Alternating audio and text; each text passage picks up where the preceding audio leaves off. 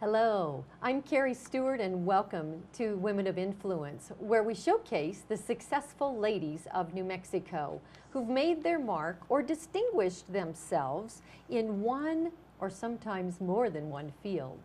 In each episode, we'll meet an influential woman coming from areas as diverse as the arts, sciences, culture, politics, media, education, or business. We'll get to meet them up close and personal and accompany them on the fascinating journey that got them to where they are today, how they entered their profession, and the unique secrets to their success. Join me as we discover what it takes to become a woman of influence. Today we welcome Janet Bridgers. Welcome. Janet is a respected environmental activist and documentary filmmaker whose latest film is Heroes of the Coast. She is a writer and a publicist with several years' experience of environmental media outreach. In addition, she serves on the board of the New Mexico Solar Energy Association and is a founder of Earth Alert in 1984. She is also one of the founders of MAX, the Media Arts Collaborative Charter School in Albuquerque. Thank you. Janet, your passion for the environment is evident. And as we sit here today, I would like you to go back first. Let's go back to a bit and help me understand, how did you possibly leave New Mexico, go to California, and get involved in this environmental activist? Will you take us back there for a bit to get us grounded with you today? The first big step was something that I had nothing to do with. But my father was a mechanical engineer of great vision, Frank Bridgers, and he and his partner, Don Paxton, designed and built the world's first commercial solar heated building here in Albuquerque in 1956. And I always thought that was so cool. But Dad was not an environmentalist. He was a mechanical engineer with vision. And later on in California, I met environmentalists and emulated them. Well, and that solar now fits to a later chapter in your life. Aha, I just learned a whole new puzzle piece about you that I can't wait to learn more about here in just a moment. As you look back, were there a few pivotal mentors or influential people that really helped shape you as the woman that you are today, that's been so influential in so many different ways? Who's extra special in your life? Besides my dad, as I mentioned, who gave me a great sense of professionalism and also the idea that whatever you do, it should be fun. My now ex-husband, Patrick Wall, who was a tremendous environmentalist, very great knowledge of world issues, and very principled, great writer. And the other person was a woman named Ellen Stern Harris, who was a mentor. She is the person who got me into the story that is Heroes of the Coast. She was a Beverly Hills matron, but she was, very powerful activist and for progressive environmental issues, and a former vice chair of the California Coastal Commission. And I was so amazed at how difficult it was to get that Prop 20 passed. Way back when, 68, it took 3 years plus, and then I was amazed with the research of how much was already almost approved that got vetoed because of the passing of Prop 20. Do you want to shed any more insight on that for somebody that may not know what Prop 20 meant? Proposition 20 was the initiative in 1972 passed by the voters of California that established the Coastal Commission. And because of the passage of that law and the Coastal Commission, the people of California have prevented the entire coast of California from being developed. Mm-hmm. Something similar to South Florida, for example, where they don't have those protections. Right. But in many ways, the story is much the same as today. Special interests control In that case, it was the Senate in California. The bills passed the Assembly 3 years in a row and never could get through the Senate. And finally, the Coastal Alliance decided, that's it, we're going to an initiative. And it passed very quickly. They got it on the ballot very quickly, and it passed with a strong margin, 55% of the vote. Now, if we had an initiative process at the national level in the United States, I think you would see some changes with regard to several important issues that are floundering in the House. Well, like what? Give us an example, because Well, I think that gun links control. past to the present. Okay. Mm-hmm. Why can't gun control get passed through the House? Because of the money behind the House primary races. Interesting. And so Heroes of the Coast actually came out of conversations with Ellen. Was her did. passion contagious to you, or did you get smitten by the ocean when you went to California in the 70s? Well, the ocean grew on me a lot. I was very busy working, you know, the entire time I was there, and really didn't have a lot of time to spend at the beach. But it's a mega issue because it involves so many other issues. My first entry into environmentalism was saving dolphins and saving whales, the charismatic mammals that open our door to the intelligence of other species. And then that relates to water quality. They swim in the ocean. If the water isn't clean, then they often develop sickness and die. Mm-hmm. But you know, it's an issue also. Coastal issues become involved in energy issues. The siting of oil and gas facilities, big issue related to that, and numerous other ones. Just plain, you know, public access. Can you get to the beach? Right. And one of the things that you just mentioned, the oil and gas, was one of your documentaries. You have 4 of them, and we're going to look forward to hearing a little bit more about those shortly, because I just find that fascinating that your passion for the oceans link all of it together. And so thank you, Janet. Your passion for the environment is truly, truly inspiring. We're going to take a short break, and as I teased you with, we're going to learn more about some of her films when we come back. And we're going to dig a bit deeper into Janet's journey and find out what are her secrets for success, not only as an activist, but as a documentary filmmaker.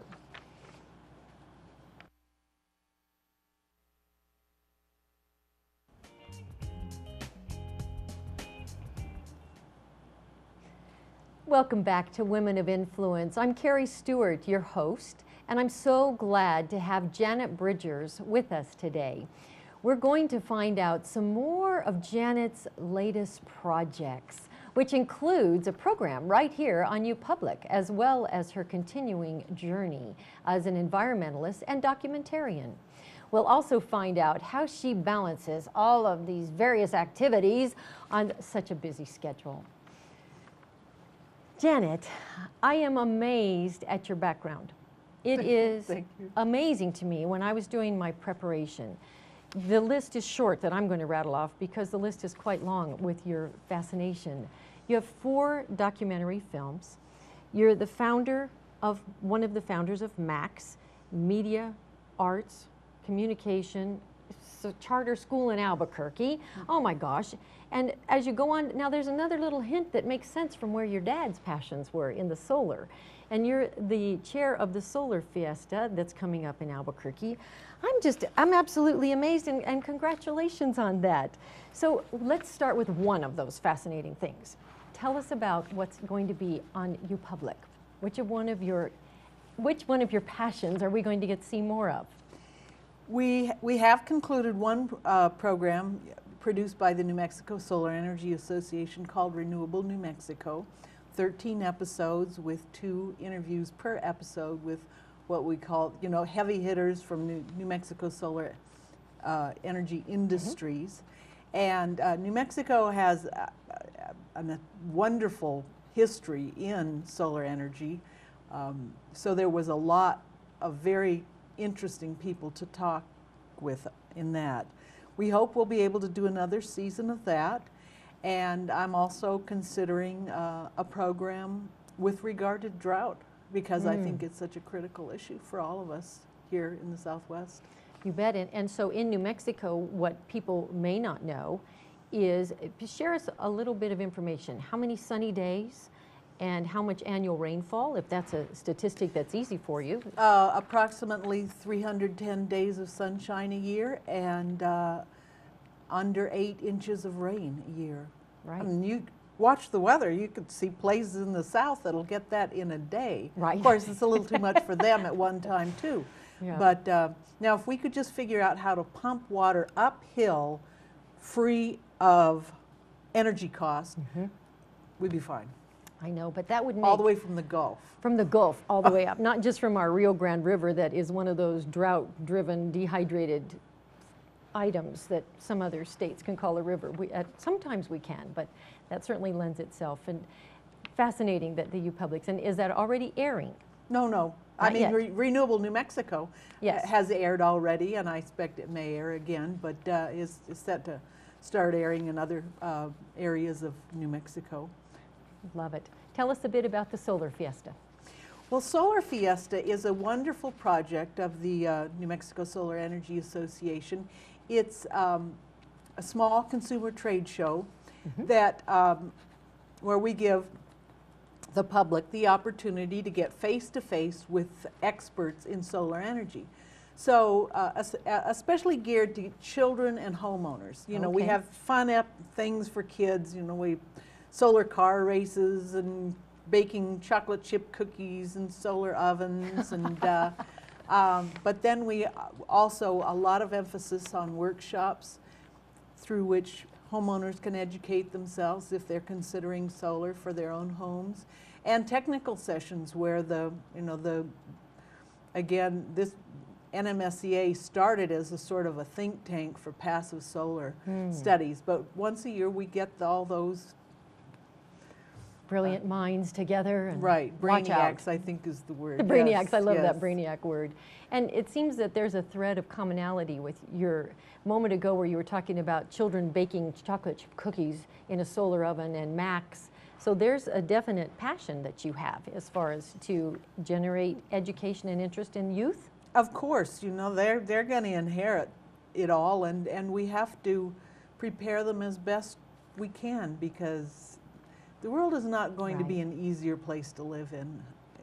You don't think, huh? No, the competition for resources is, Right.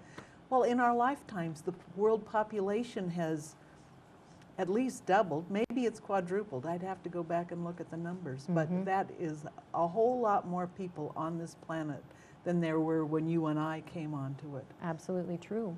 And in all of your passions and the directions that you've chosen, I'm sure you've hit some limitations, I'm sure you've hit some obstacles, and how do you overcome those? Where do you go? What's the core of your being that you can really end up with some hints that maybe we could all glean from your expertise and your sage wisdom? What would you share with us about that? The best things, besides just being in nature and feeling, you know, the power of nature, the beauty of nature, is good friends and working collaborative with It's that word in the middle. Collaboratively. Right. There it is. I like it. When you make a point of working with the best people you can work with, and you treat them with respect, Right. and they will help you through those rough patches because you help them through theirs. Right. And I find it absolutely calming to hear one of your theories is to go get in tune with nature. Just go check out. Go find a peaceful place and see what you can think about and go from there. I like that. I like that. Is that where you go to chill or to recoup or recharge your battery? Tell us a bit about that. You're pretty busy. Where do you go find time to go chill? Just having some good health habits helps a lot. Walking the dog is, to me, the easiest way to get out the door. Sure. And into nature. Dog likes it. I enjoy it. I love to have nice dinner parties where you have the chance to relax and really engage in great conversation with people you enjoy. And then every once in a while, a great concert, or just went and saw Jesse Cook, and he was fantastic. My goodness. I should have watched for you because I was there also. Jesse Cook, you are amazing. Janet, thank you so much.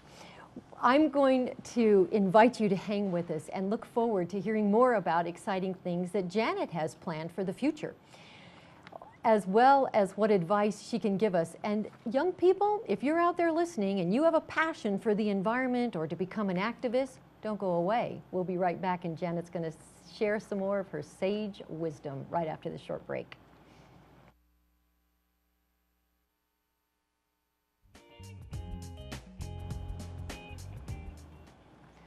Hello, I'm Keri Stewart, and we're back with Janet Bridgers talking about her work as an environmental activist and a filmmaker.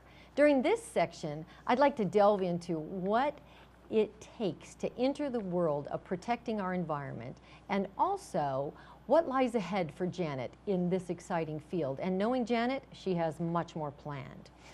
All right, Janet, we want a sneak peek. What of these amazing issues are you feeling compelled towards next? What's the next big project? Give us a peek. Well, I mentioned one of those earlier, and that's, something related to drought in New Mexico and the Southwest. But also with the Heroes of the Coast project, that I'd like to see that distributed nationwide, even worldwide, because so many countries with beautiful coastlines, right, which is where the world population is concentrated along the coast. Mm-hmm. So the pressures, the environmental pressures on coastlines is intense. Mm-hmm. And I also want to see solar. There is such a wealth of knowledge among the people in the solar energy industries in New Mexico. I want to find ways to capture that in terms of digital media and get it out there. You bet. You bet. And would any of that become part of curriculum at Max? Is that a tie-in at all with any of your future issues or areas that you're working on developing for the youth? Max integrates media arts into a core curriculum, as all public high schools in New Mexico must. They don't have as much emphasis on science as, say, some other schools do, because they're going in the direction of media arts as electives. But one always hopes we can involve them in. That's why that word collaborative is in there. I got it in there so that they would learn to work collaboratively together, and with the community. Well, and as a filmmaker, you don't do that by yourself. No, you It don't. is a complete collaboration of any project that you do, and the smartest people know front of the camera is nothing, behind the camera is where everything and where all of the extra support really does happen, and the appreciation to learn that, I think, is powerful for the young people to have from there. I'm finding myself giggling in my mind thinking about water. You've worked with an abundance, and now you're talking about working with the lack thereof and the common thread of water. So many New Mexicans have a connection to the West Coast, because it is our coastline too. Right. Well, and the joke is, if ever something really big happens, we will have coastal property in New Mexico. Which I think is a bad joke, because I don't want California to go anywhere. It's not a bad joke, California. We didn't mean that. We didn't mean that. Take me forward 10 years. Drought is a project. Are there other, if you were playing chess, what are 3 or 4 moves forward?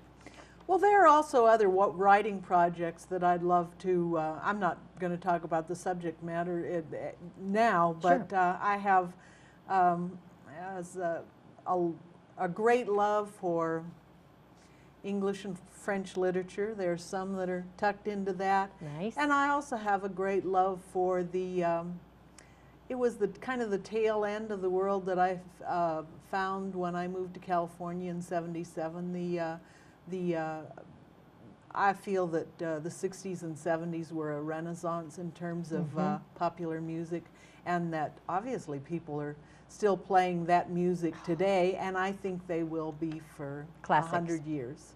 Absolutely classic. It's an amazing, it doesn't go away. No. It doesn't go away. And you can just picture the California beaches, and you hear the songs, and whatever age you are, they're still playing them. So you still will picture the California and the different beaches when you hear some of that classic music from here. When you're thinking about it from here, now, I'd like you to just zero in your energies and advice on the next generation. Give us words of encouragement, Keri, or kick us in the tail end. What do we need for that next generation? One of the most important things I learned from my mentor, Ellen Stern Harris. I asked her, how did she keep from becoming cynical? And she was very relaxed. She said, because I think if you don't stay in the game, you can't affect the outcome. And if you do stay in the game, there may be a moment when there's something changes, there's a shift, and you are able to take advantage. It's like football, you know, when somebody sees an opening, goes for the goal. And what I'm really hearing is, if I'm that next generation of youth and I have an inkling of, you know what is really calling me, take the ball, run with it, trust your instincts, and make a difference. Is that what I'm hearing you say? That, and you know, I can add a little bit of advice about what I wish I had learned a lot earlier. Fundraising. Oh. Attach yourself as a volunteer perhaps to someone, an organization that really has it down in terms of fundraising. Keep your ears open, you know, your eyes open, and learn. Because although you can do things perhaps on a low budget, you can't do it with no budget. Right. And another thing is, I wish I'd learned negotiating skills, because personally, whatever you're involved in, your personal relationships, your business relationships, every so often you have to negotiate a deal. Right. And to have had a little bit of training so that you know how to approach that with a little more grace. Right.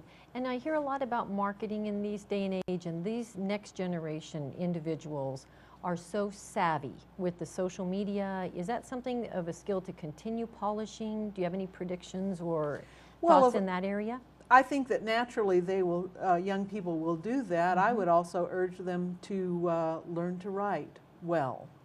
Because writing is the basic for all communications. First, you have to put the idea down on paper. Right. Well, what great advice you've given us today. And thank you so much. Janet, it's enlightening, and I love those little nuggets at the end. Fundraising, negotiate, but the most important, learn to write. Learn to write. So thank a teacher if you can write. They're going to make that difference in your world. Again, Janet, I want to thank you so much for joining us and sharing with us on the importance of protecting the environment. If you're passionate about it, chase it, make a difference, and how you're going to make your impact on this crucial issue. Please join us next time around to meet another dynamic woman of influence. The question is, will we be learning how to flamenco, run a radio station, or perhaps how to sip a proper cup of tea? Tune in and see. In honor of Janet, I'd like to finish with a quote by Rachel Carson, the author of the influential book, Silent Spring. It says, "For all at last returns to the sea, to Oceanus, the ocean river, like the ever-flowing stream of time, the beginning and the end